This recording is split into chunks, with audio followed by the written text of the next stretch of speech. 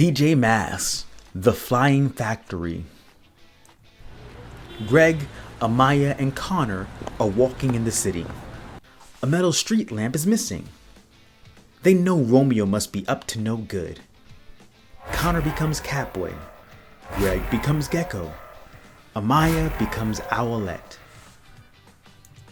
They are the PJ Masks. Owlette uses her owl eyes to look for the metal parts.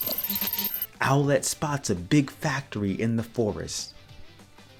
Its tube sucks in street lamps and other metal things. Romeo appears from inside the factory. What is his plan? Many robots guard the factory. They look just like PJ Robot. Owlette has an idea.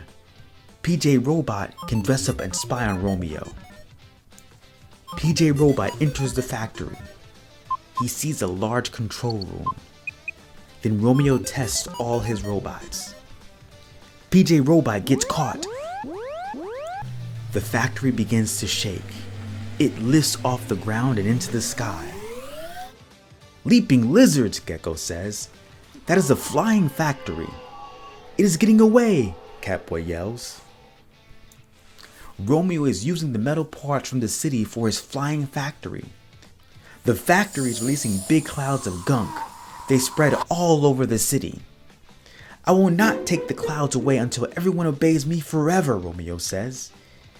It is time to be a hero, Owlette shouts. Owlette saves PJ Robot. Gekko distracts Romeo and his robots.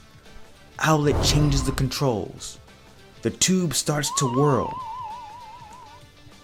It sucks in all the clouds. The sky is clear again. The PJ Masks have defeated Romeo and his flying factory. PJ Masks all shout hooray because in the night they save the day and the sky.